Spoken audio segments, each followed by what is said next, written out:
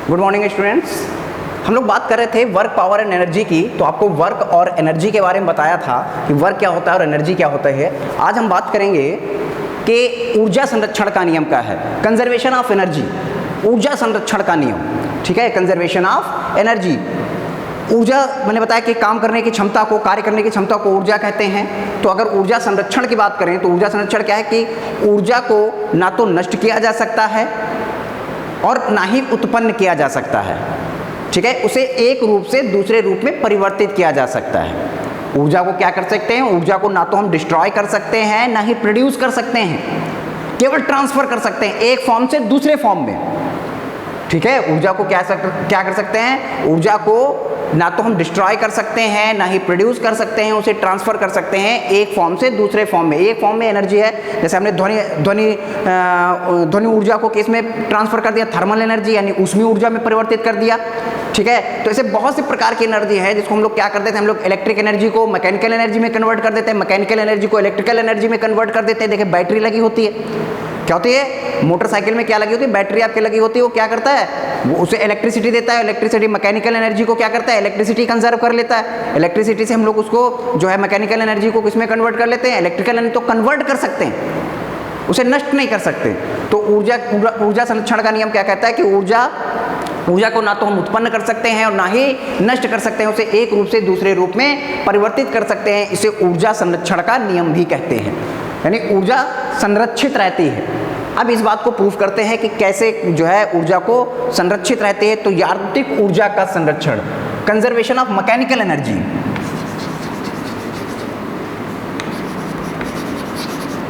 Conservation of mechanical energy कि यांत्रिक ऊर्जा का संरक्षण। अब हम बात को प्रूफ करते हैं, अपनी बात को किस प्रकार से ऊर्जा संरक्षित रहती है।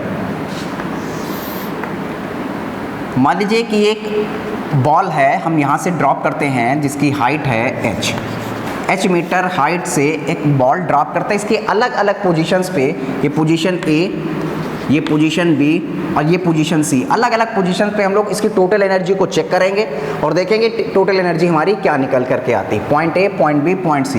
पॉइंट A यहाँ पर जो इनिशियल वेलोसिटी है वो 0 हो जाएगी, क्योंकि आप ड्रॉप करते हैं। यहाँ पर इनिशियल वेलोसिटी, यहाँ पर इनिशियल वेलोसिटी 0 हो जाएगी। ठीक है, यहाँ पर V वेलोसिटी पर है आपका टकरार, टोटल हाइट h है। इस हाइट को अगर हम x मान लें तो ये हाइट कितनी हो जाएगी आपकी, h माइनस x हो जाएगी। तो at the point A, at the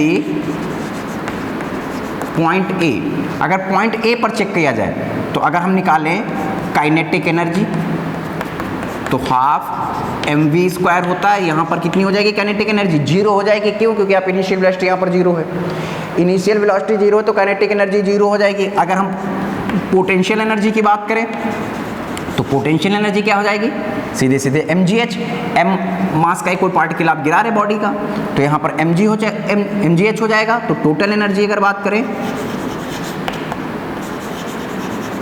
total energy का मतलब that's mean kinetic energy plus potential energy आप ऐड करोगे तो कितना आ जाएगा, mgh। और ये इक्वेशन नंबर फर्स्ट, यानी total energy at the point A पर निकाल ली। अब हम बात करेंगे एट द पॉइंट B पर अगर हम चेक करें। अब जब यहाँ पर पार्टिकल आ जाएगा तो यहाँ पर तो वेलोसिटी होगी, यहाँ पर वेलोसिटी कितनी होगी, सबसे पहले वो निकाल लेते हैं। v² बराबर u² प्लस 2g, और यहाँ पर डिस्टेंस कितनी हो गई, x, कितनी ट्रेवल करी है, x हो गई। तो v² बराबर, ठीक है, ये तो 0 हो जाएगा, प्लस 2gx। तो यहाँ से अगर हम काइनेटिक एनर्जी निकालें तो कितना हो जाएगा, हाफ mv²। v² की वैल्यू कितनी निकाली है, 2gx निकाली है। तो यहाँ से कितना हो जाएगा, हाफ m इंटू 2gx, ये 2 से 2 कैंसिल, कितना आ जाएगा, mgx। ये आपने निकाली काइनेटिक एनर्जी। पोटेंशियल एनर्जी की अगर बात करें तो mg, अब यहाँ पर हाइट तो हो गई कम, x हाइट कम हो गई, हाइट कितनी बची है, h माइनस x बची थी। यहाँ पर देखिए h ले रहे थे, टोटल हाइट h थी, अब यहाँ पर कितनी बची है, h माइनस x बची है। तो यहाँ पर कितनी लिख देंगे, h माइनस एक्स, तो पोटेंशियल एनर्जी कितनी हो जाएगी, mgh माइनस mgx। तो टोटल एनर्जी कितनी हो जाएगी, टोटल एनर्जी की बात करें, टोटल एनर्जी हो जाएगी पोटेंशियल एनर्जी यानी mgx प्लस काइनेटिक एनर्जी यानी mgh माइनस mgx। तो ये और ये कैंसिल, कितना आ गया, mgh आ गया। इक्वेशन नंबर 2 आ गई। 2 पॉइंट पर हमने चेक किया, ए पे चेक किया, बी पे चेक किया। ए पर भी हमारी mgh आ रही थी और बी पर भी हम देख रहे हैं कि mgh आ रही है। अगर हम पॉइंट जो है सी पर चेक करें, सी पॉइंट पर चेक करते हैं,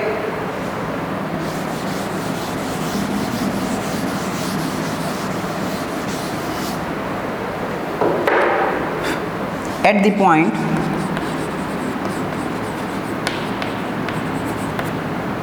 सी, अगर सी पॉइंट पर चेक करें अगर हम, तब क्या जाएगा, पहले हम वेलोसिटी निकालेंगे, v स्क्वायर बराबर u स्क्वायर प्लस 2gh।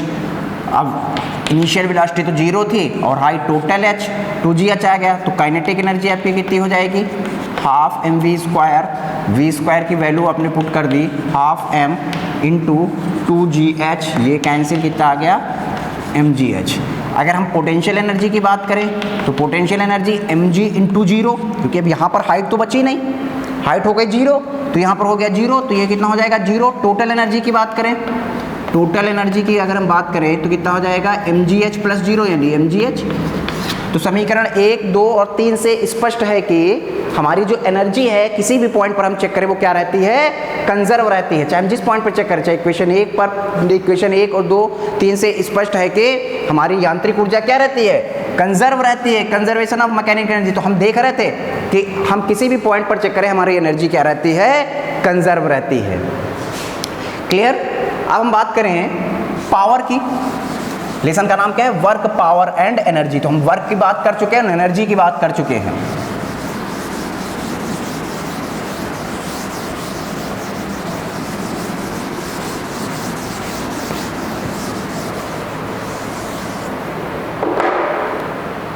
अब हम बात करें पावर, शक्ति या सामर्थ्य।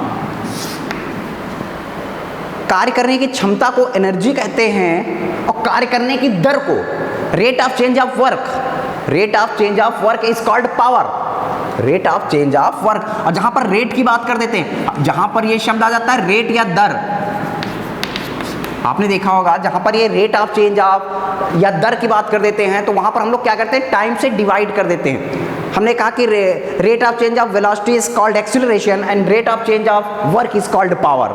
ठीक है, तो वहां जब एक्सीलरेशन की बात करी तो ए बराबर हमने लिखा v बाई टी, टी से डिवाइड किया था, delta we by delta T. और यहाँ पर rate of change of work is called power, तो p बराबर क्या हो जाएगा, w बाई टी, p बराबर w बाई टी, यानी कार्य करने की दर को सामर्थ्य कहते हैं। यूनिट क्या हो जाएगी इसकी यूनिट हो जाएगी joule upon second, joule upon second.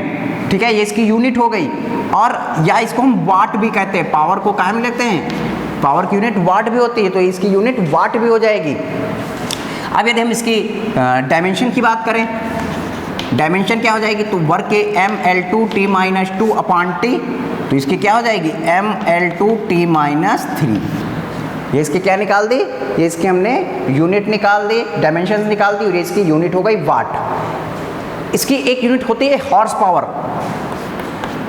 देखा होगा जितने भी मोटर वगैरह आते हैं वो सभी किस में आते हैं, हॉर्स पावर में आते हैं। सभी कहते हैं अश्व शक्ति, हिंदी में क्या कहते हैं, अश्व ने घोड़ा।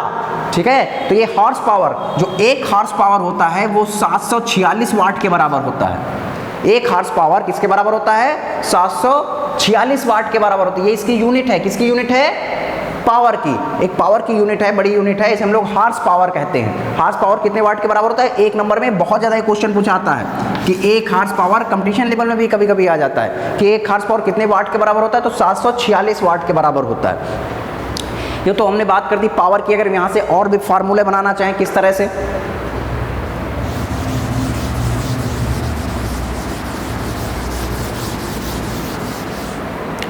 P बराबर W बाई टी लिखा और W बराबर mgh, क्योंकि एनर्जी इक्विवेलेंट है तो इसको हम ऐसे भी लिख सकते हैं P बराबर mgh अपॉन टी। ठीक है, तो इसको हम कैसे लिख सकते हैं, mgh अपॉन टी भी लिख सकते हैं। ठीक है, ये भी इसकी एक फार्मूला बन गया। अगर हाफ एम बी स्क्वायर के रूप में लिखना चाहो तो इसके हम ऐसे भी लिख सकते हैं P बराबर half M V square upon T. ठीक है, ये भी हो गया। तो अगर इस तरह से लिखना चाहो या आप फोर्स में लिखना चाहो तो P बराबर F S upon T, S upon T को V लिख सकते हैं, तो P बराबर F इंटू वी यानी फोर्स इंटू वेलोसिटी, ये भी पावर के बराबर हो। तो इस तरह से आप पावर के अलग अलग फार्मूले बना सकते हैं, यानी कार्य करने की जो दर होती है, जो rate of change of work होता है, उसे हम लोग क्या बोलते हैं, उसे हम लोग शक्ति कह देते हैं, पावर कह देते हैं। एक पॉइंट इसमें और रह गया है, अगर हम संघट्ट की बात करें, कोलिजन, संघट्ट का मतलब होता है, कोलिजन का मतलब होता है टकराना। जब दो बॉडी आपस में टकराती हैं तब क्या होता है, ठीक है, जब दो बॉडी आपस में टकराती हैं तो उनके वेलोसिटी में और उनकी पोजीशन में जो चेंज होता है, ठीक है, उस क्रिया को हम लोग संघट्ट कह देते हैं, इसे टकराना कह देते हैं, कोलिजन कह देते हैं। ठीक है, जब दो बॉडी टकराती हैं, ठीक है, तो उनकी अंतःक्रिया यानी उनके इंटरेक्शन में, ठीक है, उनके इंटरेक्शन के कारण उनकी वेलोसिटी में, उनकी पोजीशन में जो चेंज आ जाता है, उसे हम लोग क्या कह देते हैं, उसे हम लोग संघट्ट कह देते हैं। मान लीजिए दो बॉडी हैं,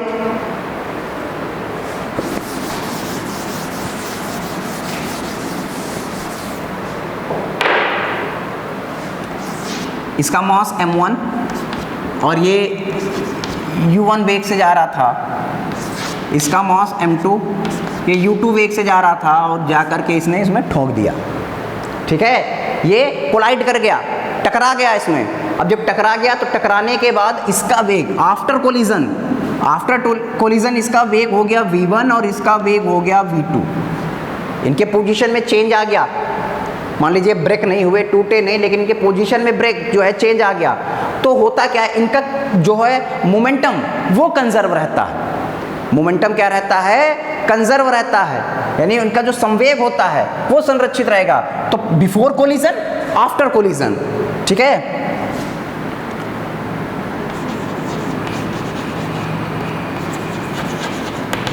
बिफोर कोलिजन और आफ्टर कोलिजन। तो इनका यानी बिफोर कोलिजन पहले इसका क्या होता है, P बराबर mv यानी m1 u1 plus m2 u2, पहले इसका प्लस इसका, ये टोटल हो गया मोमेंटम। और आफ्टर यानी m1 v1 plus m2 v2।